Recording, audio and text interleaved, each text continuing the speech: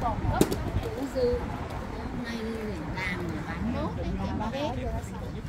Rồi có chậu đó là không sẽ giúp chúng ta vào đầu tư để chúng ta vào chứng minh cho ngày hôm nay. Nam mô Sư Thích Ca. Nam mô Welcome all of you to the Lan tại Festival, the Past Day Festival in Calgary, Alberta, Canada.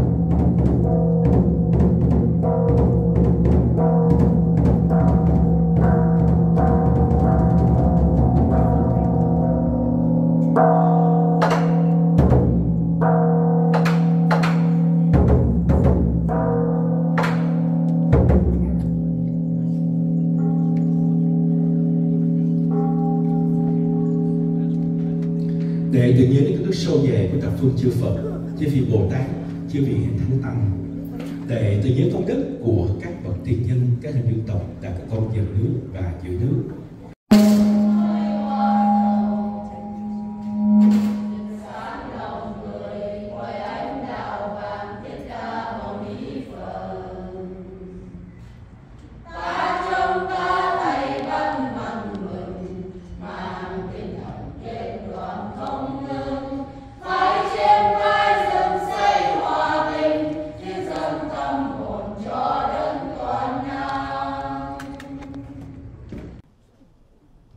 Dạ, xin trân trọng cảm ơn quý vị, chúng ta an tọa trong vòng vài phút. Dạ. Yeah, please be seated. We'll begin our program in 7 minutes.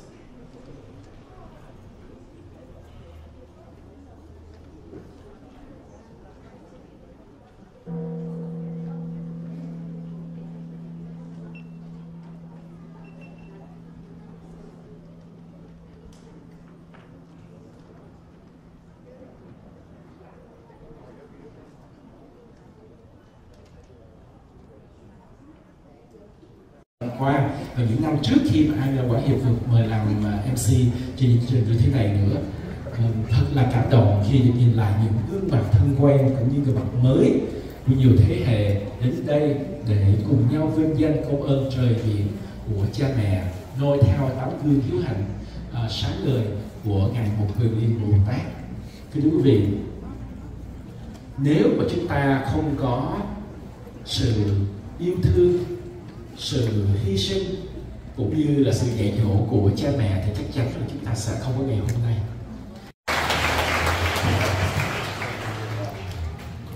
Thank you very much. Good afternoon, everybody. First, I wanted to express my gratitude to the Venerable Thiện and Quang for inviting me to speak on the occasion of the Vu Lan Festival, also known as Vu Lan or Parents' Day. What with COVID and everything, it has been a long time since I've been invited and had the opportunity to be at the temple, and I feel really honored and happy to be back. As I understand it, Vu Lan is a time for everyone to remember their parents and ancestors, to honor them, and to show gratitude. Lost souls should also be prayed for, as the festival is all about showing compassion and kindness. The Buddha often talked about the great love parents have for their children, and he, in fact, he was the author of at least one sutra about that, the deep kindness of parents. In that sutra, the Buddha listed all sorts of acts of kindness and sacrifice mothers make for their children. And in fact, he stated that if a mother lives for 100 years, she will worry about her 80-year-old child. That's the strength of the bond and the sacrifice a mother has for her children. The Buddha also acknowledged fathers often make great sacrifices to support their children, including going away to far places, whether it's in service, military service, or to work, and doing other difficult and risky things for their family as well. Yet, noted the Buddha, children at times become ungrateful and enter into disputes with their parents.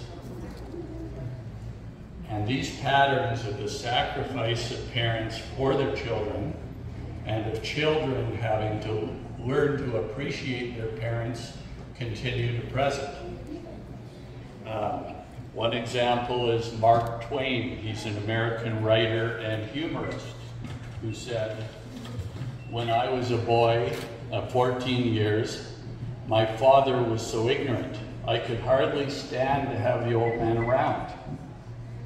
But when I got to age 21, I was astonished at how much the old man had learned in 7 years. Put another way, my father was an amazing man. The older I got, the smarter he got." And I think Mark Twain was not alone. Many of us need to grow older, grow up, and mature to appreciate the virtues and sacrifices of our parents. The author Donna Ball also somewhat humorously writes about the sacrifices and challenges of being a mother.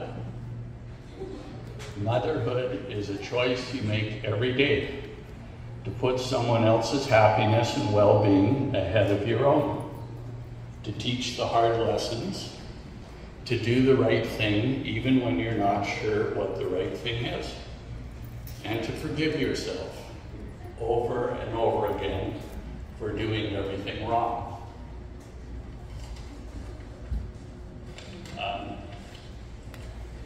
The Buddha indicated it's very hard to repay the deep kindness and efforts of our parents, but said it could be done through reciting sutras and being a good human being, providing financial support to your parents, and above all, trying to resolve any conflicts you may have with your parents and offer them spiritual and emotional support.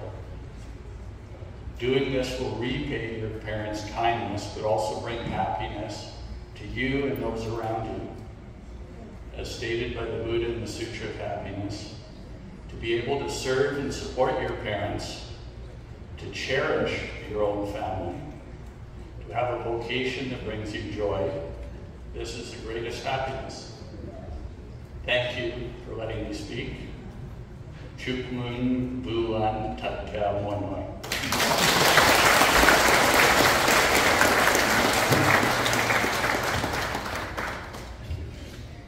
Cảm ơn luật sư Paul Clark. Thank you so much. And your Vietnamese is getting better and better. This time you have improved to 12 words. Hopefully next time you can speak half in Vietnamese. How about that, Mr. Clark? Yes. Thank you so much. Nam mô Bổn Sư Ca Mâu Ni Phật. Kính bạch chư tôn hòa thượng thượng tọa Đại đức Tăng Ni. Kính thưa quý vị đồng hương đồng bào Phật tử và quý vị quân khách xa gần. Kính thưa quý vị, mỗi mùa Vu Lan báo hiếu về là những người con Phật chúng ta tại đạo tràng Bát Nhã này lại có dịp để lắng nghe những lời giảng pháp thật tuyệt vời, thật cảm động về ý nghĩa mẹ của một vị cha tinh thần của chúng ta, đó là Hòa thượng Thích Thiện Quang, trụ trì Chùa Bát Nhã, vị lãnh đạo tinh thần tối cao trong cộng đồng Phật giáo Việt Nam tại thành phố Calgary này. Và qua những lời giảng pháp của ngài thì chúng ta sẽ cảm thấy mình tri ân mẹ của mình hơn và cảm thấy mình hạnh phúc hơn, diệu phúc hơn trên cõi đời này khi mình đã từng được làm con của mẹ, hoặc là mẹ vẫn đang còn hiện tiền. Với chủ đề Mẹ còn mãi trong con, một lần nữa con xin được cung thỉnh thầy trụ trì Hòa thượng Thích Thiện Quang mấy vị âm để gửi chúc con bài giảng pháp này. Nam mô Bổn Sư Thích Ca Mâu Ni Phật. And now, venerable ladies and gentlemen, with great admiration and honor, I would like to invite you to listen to the Dhamma talk about the meaning of mom, mother. You are forever in our heart. So please welcome the most venerable Thích Thiện Quang.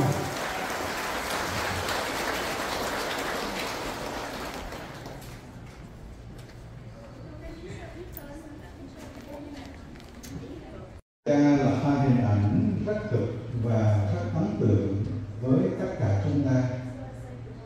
Mà cha như là sự bao dung và che chở mà chúng ta có thể tiếp xúc hàng ngày ở mọi phút giây của sự sống. Từ khi mới có mặt trong cuộc đời này, dù họ Mother and father are the ones who have nurtured us to become human in the womb. We want to share our true love, emotion, and respect to them in this occasion. Our Buddhist ladies and gentlemen, as the good daughters and sons, we are really proud of our mother and father who have given us a life with their precious protection to be peaceful in the life. And what can we do for them who have nurtured us in life? The answer is we do whatever we can to help them live happily in their life, and we should manifest a deep gratitude to them who have taken care of us from the beginning of life. The definite responsibility is that son and daughter have to love and take care of mother and father when they are living with us. It is a right way to complete the duty and responsibility of a good daughter and son to mother and father. And one more important advice for daughter and son is that they should take care of them even now in this present. We don't have to wait a day to do something for them because the human life is always changing very fast in impermanence.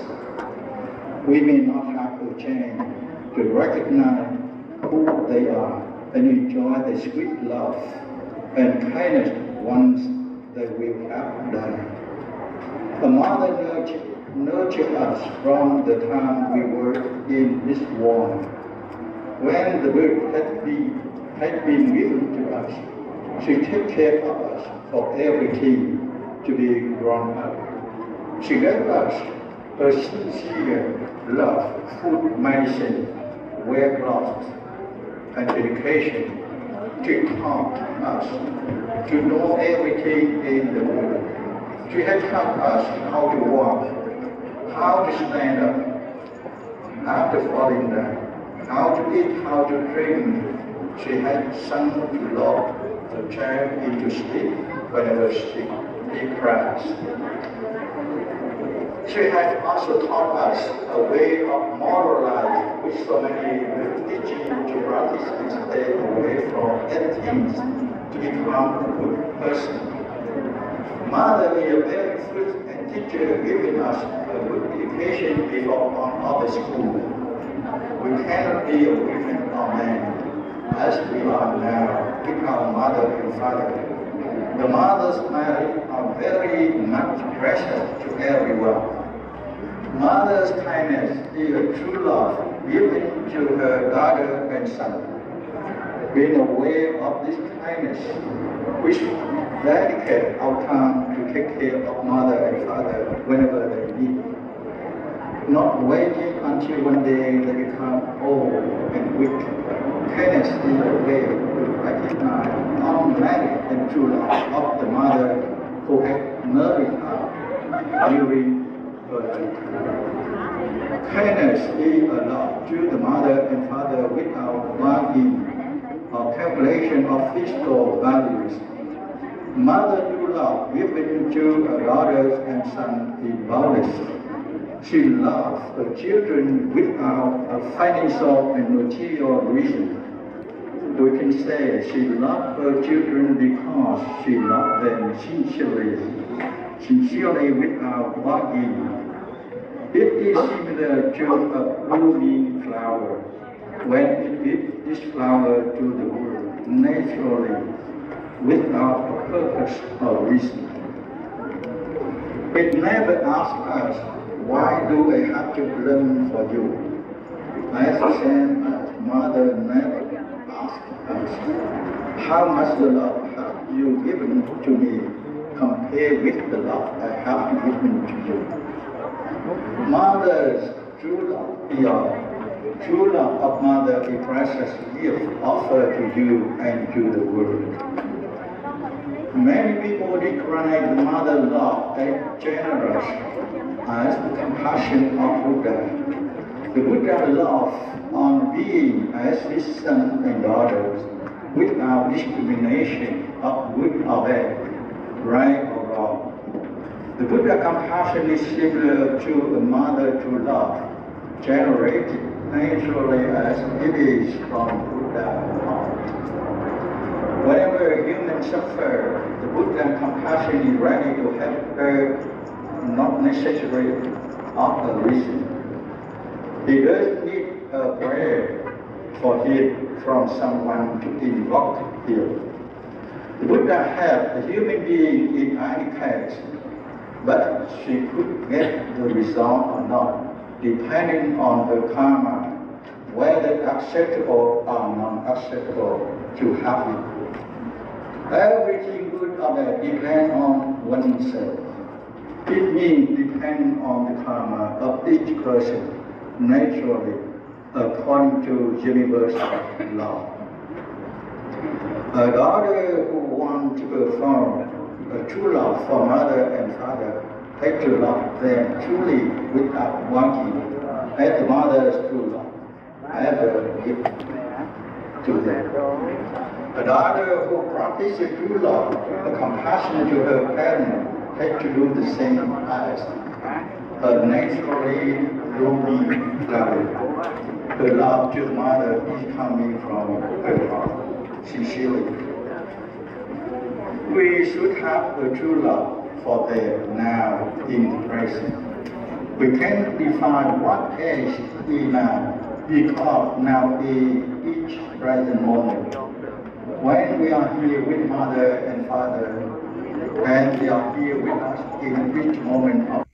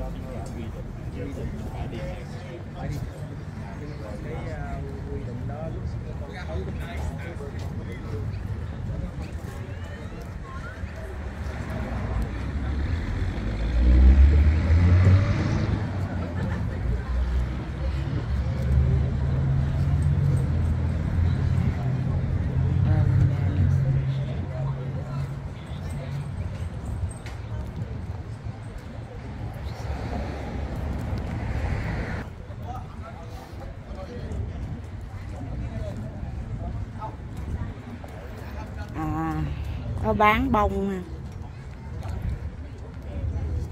sunflowers kìa. And that way pretty nice, eh?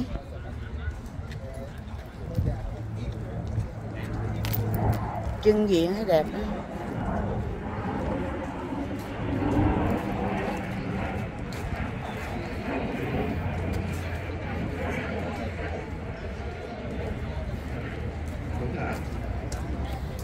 Chơi chỉ đưa hai con mắt trong này. Giúp ảnh ra chụp đi. Chào con. Em nói kia chụp bông chứ không cần chụp em. Chụp bông này post lên cho nó đẹp.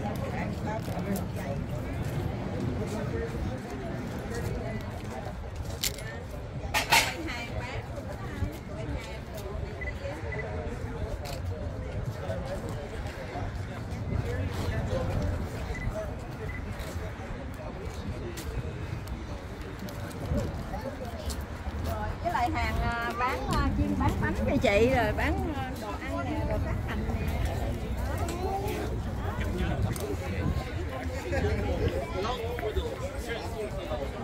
Đồ ăn bán cái gì?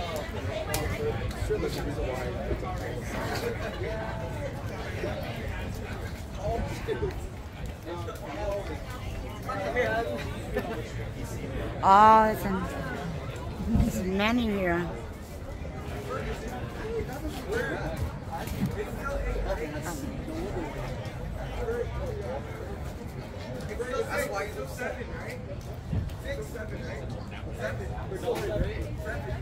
Mời gian hàng này cho chụp tấm hình được không?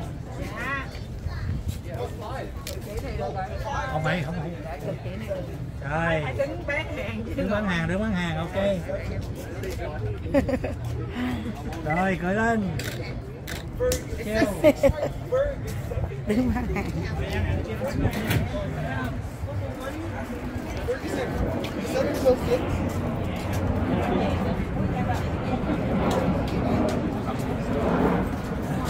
Hoành thánh nè, hoành thánh chiên nha. Deep fried wonton, looks pretty good.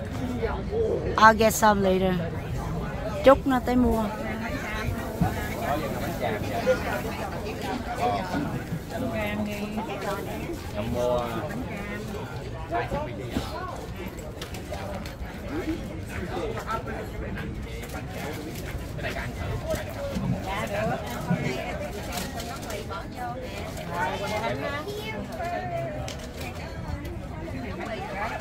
Cái này mấy 20 cái trái giò.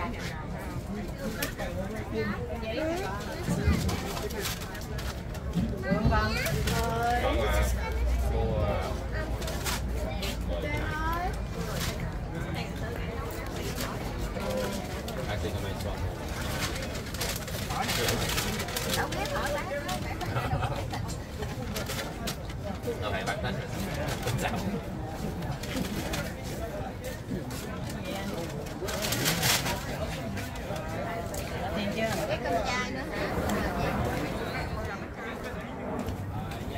Ở đây có bánh nướng nè.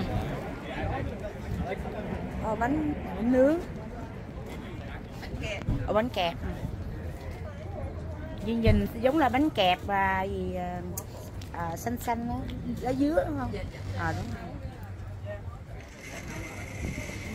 Fresh waffle.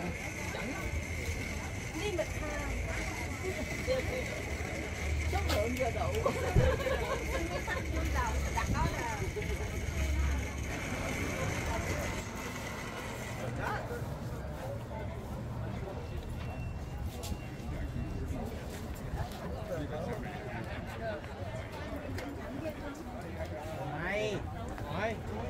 Biết sao? Nó nói rồi.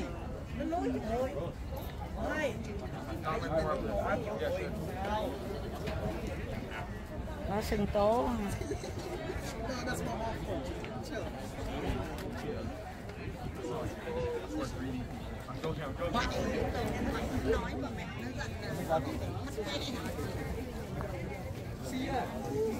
Is that mango?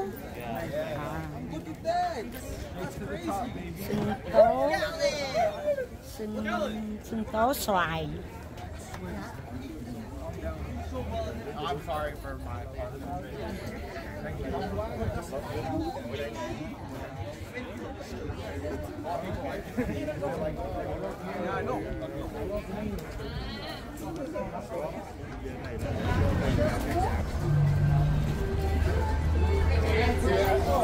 More people coming now. Giờ đông người hơn là sớm nè.